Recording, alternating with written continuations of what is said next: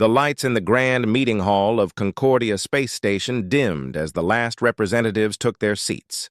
The circular chamber held delegates from 27 different species, all members of the United Galactic Council. Today was special. Today, they welcomed the newest discovered intelligent species, humans. June stood at the entrance, taking a deep breath. As Earth's main ambassador, the weight of first impressions fell on his shoulders. His dark blue formal suit felt tight around his neck. "Ready?" asked Tai-Ho beside him. The former MMA fighter turned cultural attaché looked calm, but June knew better. They had trained for months for this moment. "As ready as we'll ever be," said Bora, checking her tablet one last time. The xenobiologist had studied all available data on the council races. "Remember, stay humble but confident." Minji, their translator, nodded, though her translation devices would do most of the work. "The council head will introduce us. Then you speak, Ambassador June." A soft chime rang through the hall. The doors slid open, revealing the 4 humans to the gathered aliens. Every eye, some with multiple pairs, turned to look at them. "Honored representatives," announced the council head, a tall, blue-skinned being named Do-Yun. "I present the delegation from planet Earth, representing the species known as humans." June walked forward, his team following close behind. Their footsteps echoed in the silent chamber. He reached the central platform and bowed slightly. "Esteemed Council," June began, "on behalf of Earth and humanity, we thank you for your welcome. We are honored to join the galactic community and look forward to sharing knowledge and friendship with all species." The formal introductions continued for nearly an hour. Each council member welcomed the humans with practiced diplomatic phrases. When the ceremony finished, servants brought food and drinks for a more casual gathering. June found himself speaking with Do-Yun, who seemed particularly interested in Earth. "Ambassador, our preliminary research suggests your planet has an unusually high biodiversity," said Do-Yun, sipping a blue liquid. His 4 eyes blinked in sequence. "Yet you've managed to become the dominant species despite lacking natural weapons like claws or significant strength." Tai-Ho joined them, carrying a plate of something that looked like purple shrimp. "We make up for it with our brains," he said with a smile, "and we're more resilient than we look." "How so?" asked Do-Hyun. "We adapt," said June. "Humans live in every environment on our planet, from frozen wastelands to burning deserts. And we found ways to interact with all kinds of dangerous animals," added Tai-Ho. "Some humans even wrestle alligators for sport." Do-Yun's upper eyes widened while his lower ones narrowed. "Wrestling? Predators? For entertainment?" "Sure," said Tai-Ho, not noticing the alien's confusion. "Bull riding is popular in some regions. People compete to stay on an angry 1-ton animal for as long as possible." Several nearby aliens had stopped their conversations to listen. One delegate, a reptilian being, made a sound like laughing. "Your species has an interesting sense of humor," Do-Hyun said. "Such activities would be suicidal." June realized the misunderstanding. "It's actually true. These are extreme sports on our world, though not common. Most humans don't." "Ambassador," interrupted Do-Hyun, placing a 3-fingered hand on June's shoulder. "There's no need for these exaggerations. We understand the human desire to appear impressive." Before June could respond, Bora caught his eye and gave a small shake of her head. He understood her silent message. "Let it go for now." "Of course, Representative Do-Hyun," said June smoothly. "Earth customs must seem strange to outsiders." The conversation moved to safer topics, but June noticed how the aliens now looked at them, with the indulgent patience adults might show to boastful children. Later that evening, the human delegation gathered in their assigned quarters. The spacious rooms were adapted for human comfort, though the beds were too soft and the lighting too blue. "They think we're lying," said Tai-Ho, pacing the room. Did you see how they reacted? Like we were telling tall tales. Minji sat at the communication terminal, reviewing her notes. It's not surprising. From their perspective, deliberately confronting apex predators sounds insane. The problem, said Bora, is that by their standards, it is insane. She pulled up holographic charts comparing human physical attributes to various council species. Look at these classifications they've made. They've rated us as Class D physical specimens. Class D? Asked June, looking at the charts. That's below average, isn't it? Bora nodded. The Valarans like Dohyun are Class B, with twice our strength. Some council races are Class A, with natural armor or toxic secretions. In their eyes, we're fragile. Great, muttered Tejo. They think we're weak and liars. Actually, said Bora with a small smile, this could work in our favor. The others looked at her in surprise. Think about it, she continued. If they underestimate us now, we have room to surprise them later. Sometimes being underestimated is an advantage. June considered this. You might be right, but we should correct their misconception soon. We don't want decisions made based on false information. A soft chime indicated an incoming message. Minji checked the terminal. It's our schedule for tomorrow. They want to conduct physical and psychological evaluations, standard procedure for new species. Perfect, said Bora. Let's not volunteer any more information about human interactions with Earth predators. Let them discover the truth gradually. June wasn't entirely comfortable with this approach, but saw the wisdom in it. Agreed. We'll focus on building trust first. I still can't believe they think wrestling alligators is a joke, said Tejo, shaking his head. Wait until they hear about free divers swimming with great white sharks. One shocking revelation at a time, said Minji with a laugh. The next morning, June and his team arrived at the council's science division. Various alien scientists waited, with scanning equipment and tests. Welcome, humans, said a slender alien with pale skin and large eyes. I am Yunji, head of xenobiology. Today, we will learn more about your physical capabilities. The tests began simply. Strength measurements, reflex testing, endurance trials. The human team completed each one without complaint, though they noticed the scientists setting increasingly lower difficulty levels. Is something wrong?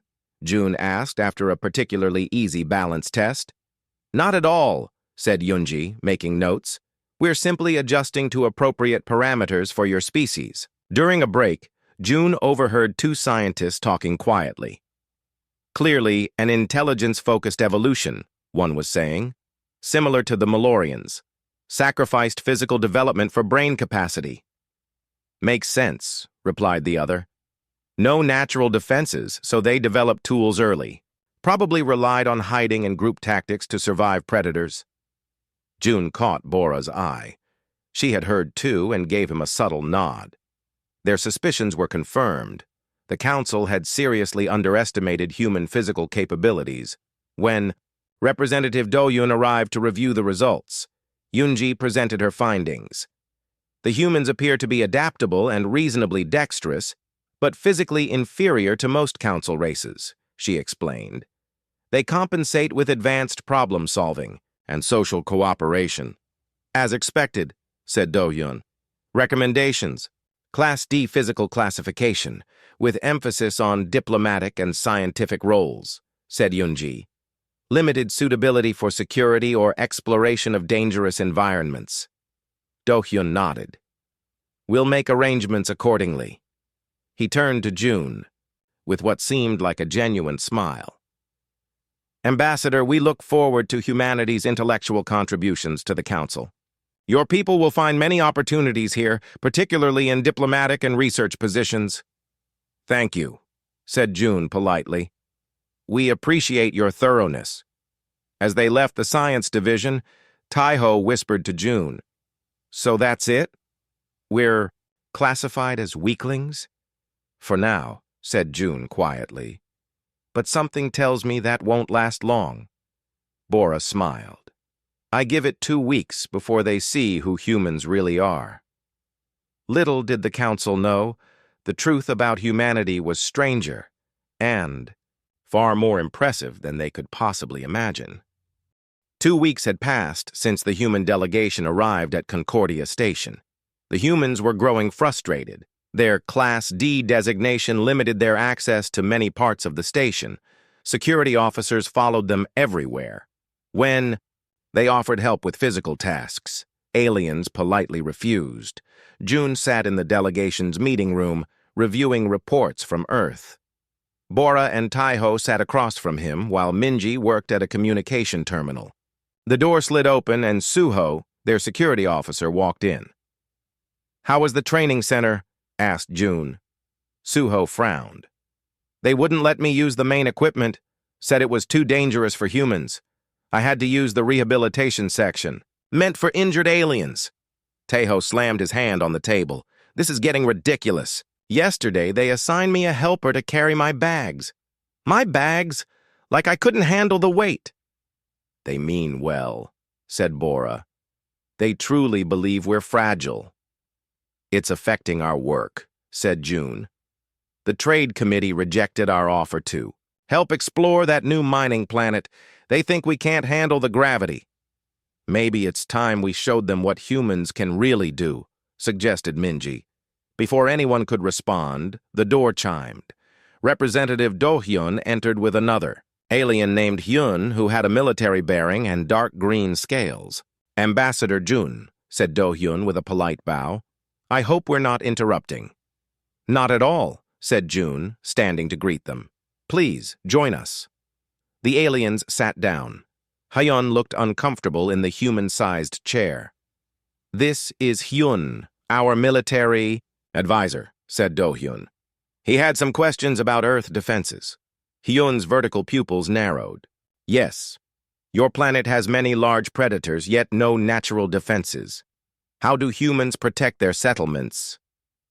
"Various ways," said June. "Fences, walls, weapons when needed." "What about personal protection?" asked Hyun. "Do civilians carry weapons at all times?" Taiho laughed. "Not usually. Most people just avoid dangerous areas. If animals come too close to towns, we have experts who catch and relocate them." "Catch them?" Do-hyun's 4 eyes blinked rapidly. "You mean trap them from a safe distance?" "Sometimes," said Suho, joining the conversation. "But often we use direct methods.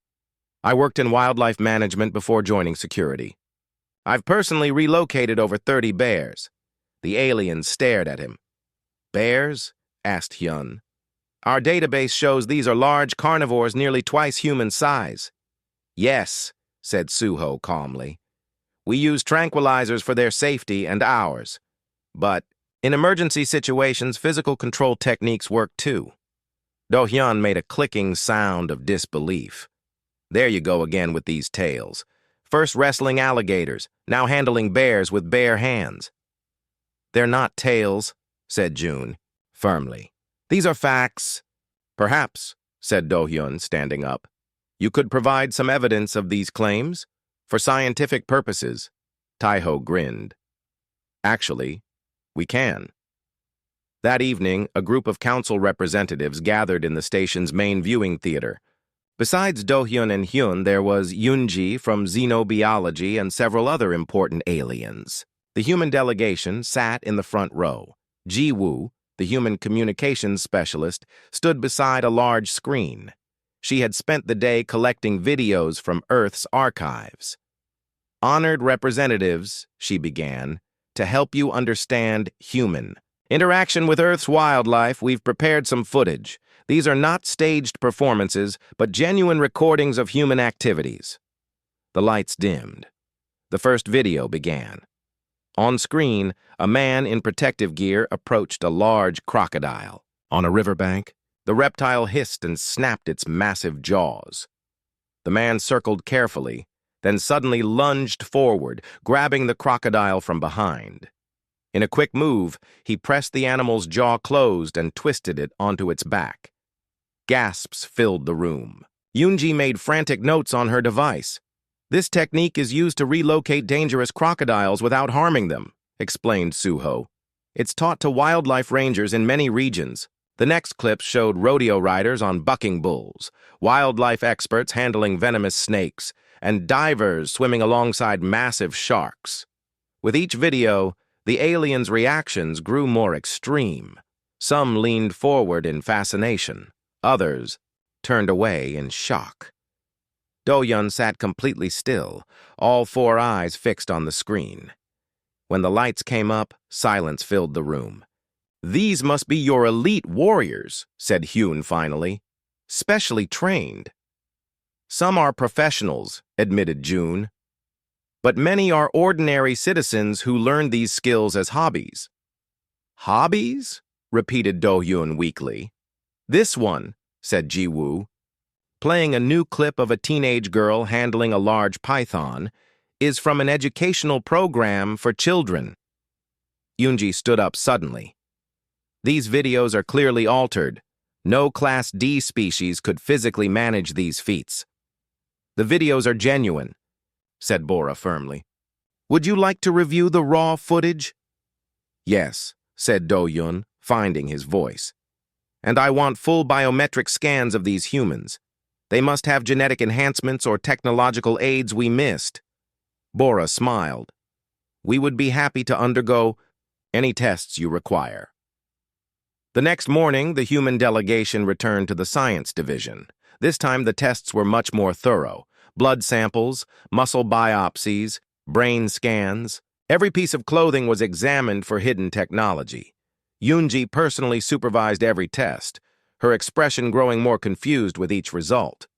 "Nothing," she said finally, looking at the complete data.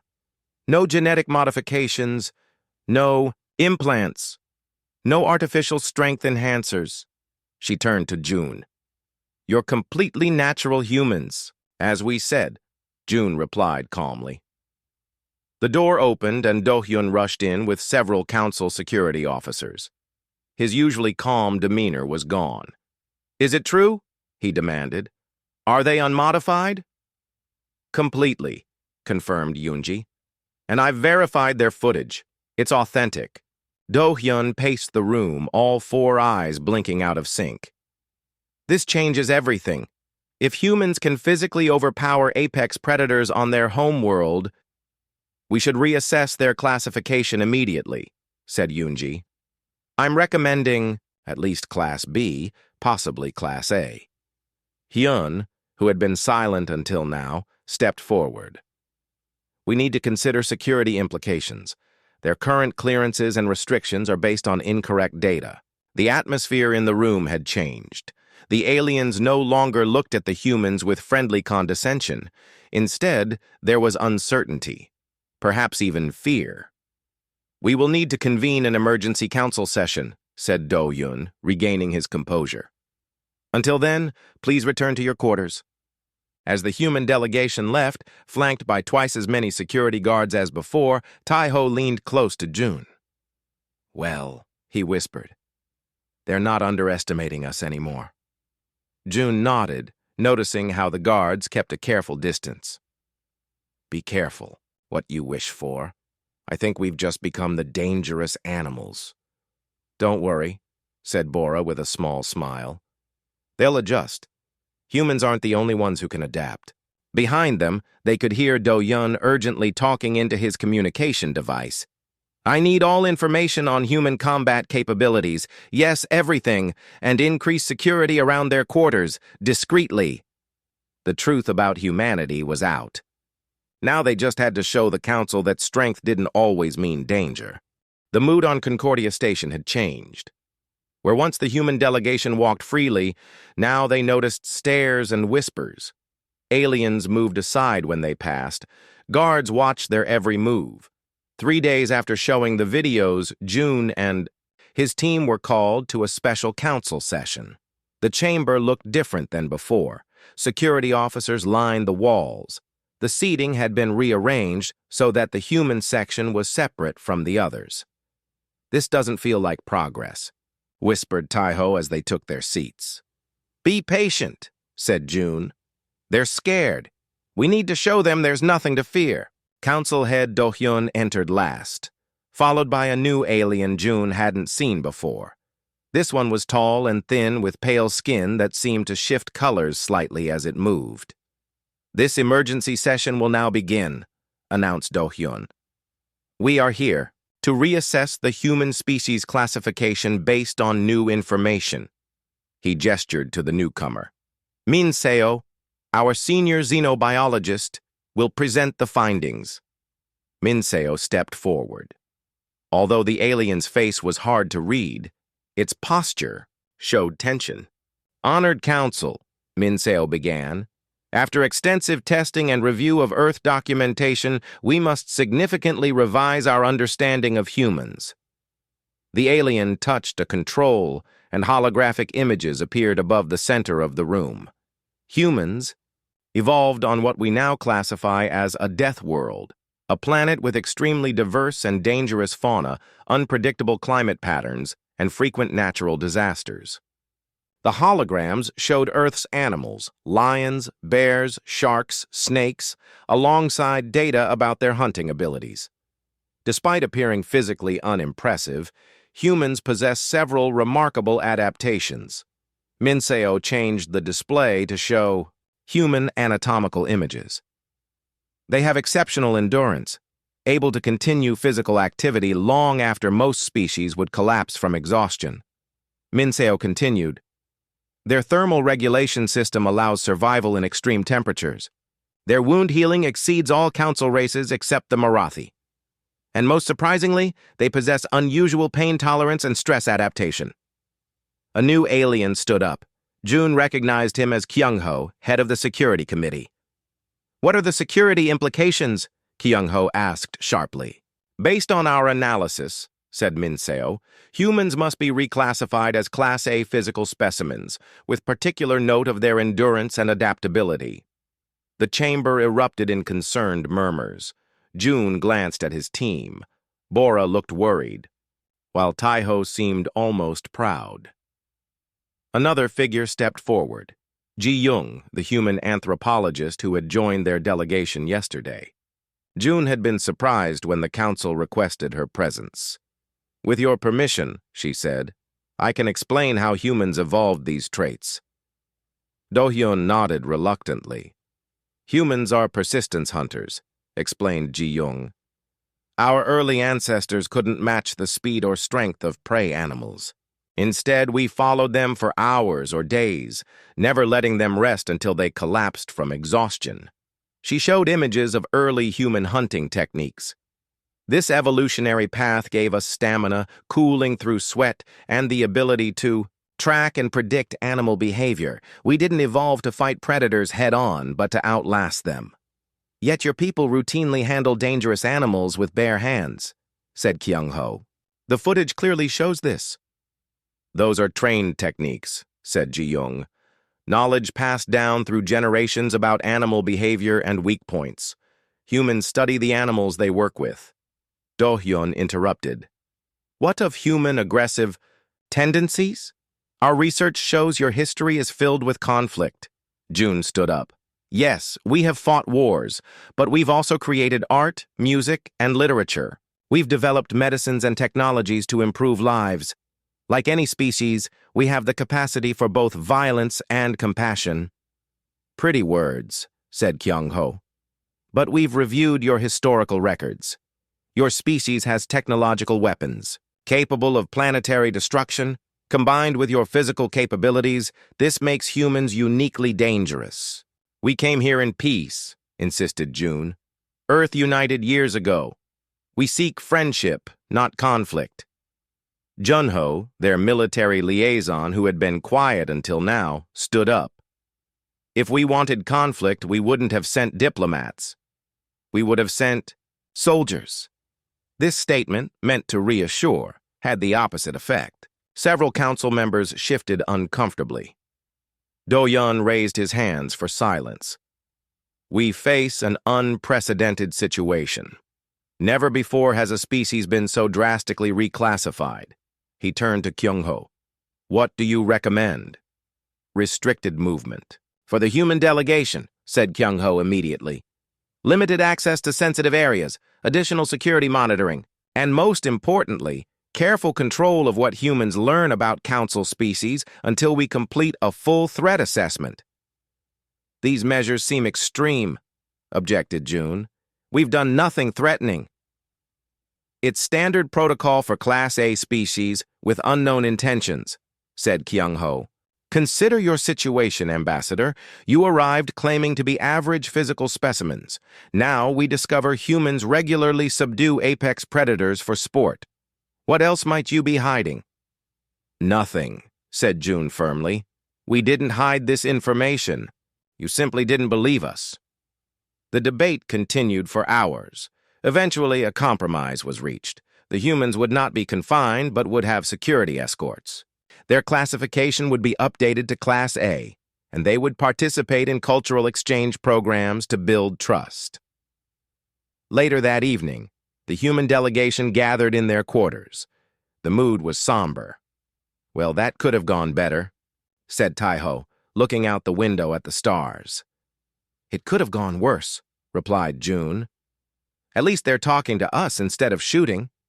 Bora sat analyzing data on her tablet. The problem is fear. They've gone from thinking we're weak to thinking we're monsters. Neither view is accurate. Humans are complicated, said Ji-young. Our greatest strength isn't wrestling alligators, it's our adaptability. Junho nodded. Now we need to adapt to this situation. Show them strength doesn't mean danger. A chime at the door announced a visitor. It was Dae-hyun, a young security officer assigned to the human team. Ambassador June, he said formally. Representative Do-hyun requests your presence. There's a situation that may require human expertise. What kind of situation? Asked June. A problem with a creature, said Dae-hyun. From the new research outpost. It escaped containment and is loose on the lower levels. Suho stood up immediately. What type of creature? The scientists classify it as an apex predator, said Dae-hyun. Similar to your tigers, but with 6 legs and toxic spines. And they want our help? Asked Taiho in surprise. Dae-hyun looked uncomfortable. The capture teams are hesitant to approach it directly. Representative Do-hyun remembered your wildlife management experience. June and Suho exchanged glances. Tell Representative Do-hyun we'll help, said June, but we'll need proper equipment and full information about the creature's biology. As Dae-hyun left to relay the message, Taiho grinned. Looks like we get to show them what humans can really do. This is an opportunity, agreed June.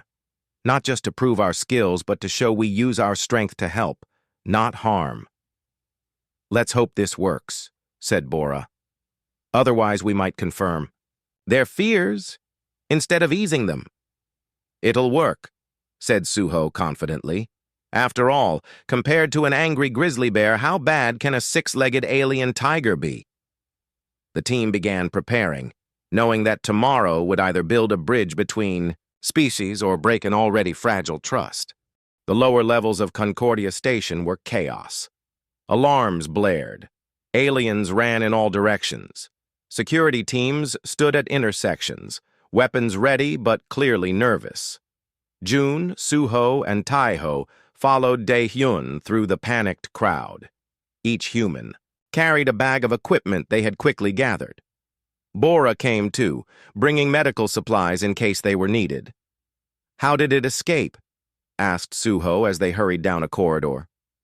During transport, said Dae-hyun. The containment field failed.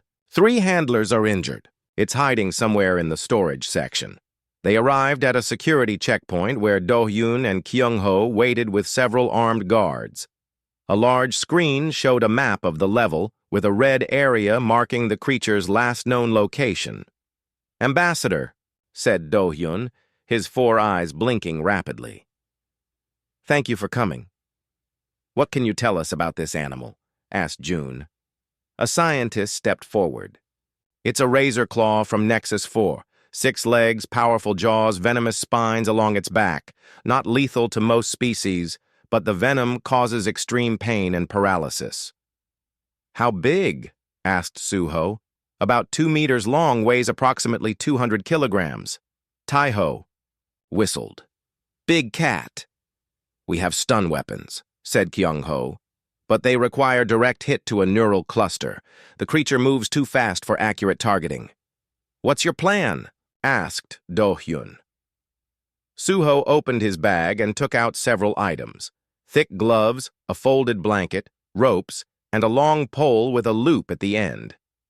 First, we need to understand its behavior, said Suho. Is it a territorial hunter or an ambush predator? Does it have poor eyesight, good hearing? Each predator has patterns. The scientist looked surprised. It hunts by scent and sound, poor daylight vision, highly territorial. Suho nodded. That helps. We'll need to approach from downwind. The blanket can block its vision and cover the spines. Then we can use the catch pole to secure its neck while we restrain the legs. The aliens stared at the simple tools with doubt. You intend to capture it physically? Asked Kyung-ho. Without heavy armor or shields? Animals sense fear, said Tai-ho. Show fear. They attack. Show confidence. They hesitate. Do-hyun looked at the security teams. None of our people have this expertise, but I cannot ask you to risk your lives. We do this on Earth all the time, said June.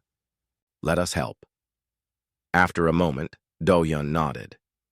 Very well, but our security teams will stand ready. 20 minutes later, June, Suho, and Tai-ho crept through the storage area.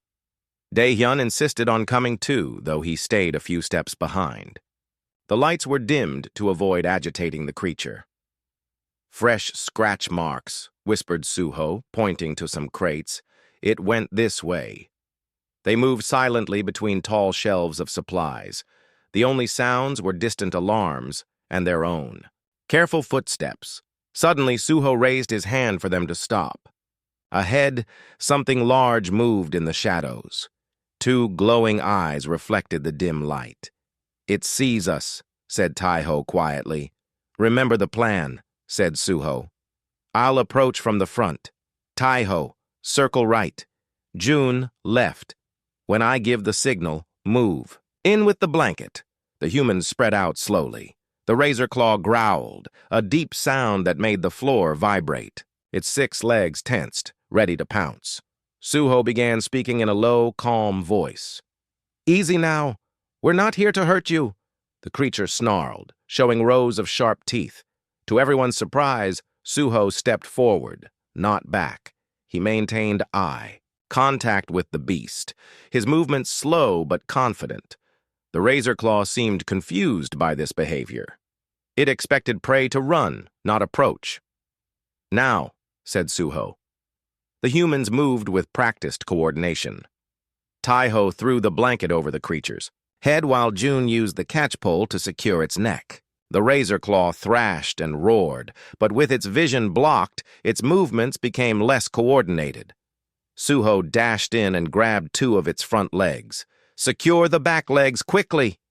Dae-hyun, who had been watching in stunned silence, found his courage. He darted forward and helped Tai-ho hold down the creature's back legs. Rope! Called Suho. June passed him the strong cord they had brought. With quick, practiced movements, Suho tied the creature's legs together, being careful to avoid its thrashing spines. In less than 2 minutes, the dangerous predator was securely restrained. Tranquilizer, said Suho calmly, holding out his hand. Bora, who had been monitoring from a safe distance, rushed forward with an injector filled with sedative provided by the station scientists. The creature soon grew calm as the sedative took effect. Is it safe? Asked Dae-hyun in disbelief. Safe enough to transport now, said Suho, checking the restraints once more. Security teams moved in with a hover stretcher. They looked at the humans with new expressions. Not fear, but respect. When they returned to the main level, a crowd had gathered. Scientists, diplomats, and station workers watched as the sedated razor claw was loaded into a new containment unit. Do-hyun approached the human team. For once, his 4 eyes were perfectly synchronized as he looked at them. Remarkable, he said. Your team captured in minutes what our security forces couldn't approach in hours, and without harming the specimen. That was the goal, said June. On Earth, we try to respect all creatures, even dangerous ones. Kyung-ho had been watching the recording of the capture. Your techniques, they're not based on strength alone. There's strategy, understanding of behavior. Of course, said Bora. Humans may wrestle alligators, but we don't do it blindly. We study, we learn, we adapt. I see that now, said Do-hyun slowly. Perhaps we have misunderstood your species twice. First thinking you too weak, then thinking you too dangerous. Humans are both strong and gentle, said June. Like most intelligent species, I imagine. Do-hyun was quiet for a moment. Then he straightened up and made a formal gesture. The council will meet tomorrow to discuss a new approach to human integration. Based on today's events, I will recommend creating a special division for wildlife management and dangerous environment exploration, with humans in leadership positions. June smiled. We would be honored to share our knowledge. And we have much to learn from you as well, admitted Do-hyun. Your technology, your sciences. Perhaps our species can complement each other's strengths. 1 month later, the first joint human-alien wildlife management team prepared for a mission to a frontier world. Humans taught aliens physical techniques for handling dangerous creatures. Aliens shared advanced technology to make the work safer. In the station lounge, June and Do-hyun watched as Suho demonstrated a restraint technique to a group of alien trainees. Among them was Dae-hyun, who had requested permanent assignment to the human team. If someone had told me 2 months ago that my security officers would be learning to wrestle predators from humans, I would have thought them insane, said Do-hyun. Life is full of surprises, replied June. That's what makes the universe interesting. Do-hyun's eyes blinked in sequence, a gesture June now knew meant thoughtfulness. There is something I've been wondering, said the alien. If humans can handle dangerous creatures so effectively, why did you seem so unassuming when you first arrived? June laughed. We didn't try to seem that way. You just saw what you expected to see. A lesson for us all, said Do-hyun. Never judge a species by your own standards. He paused.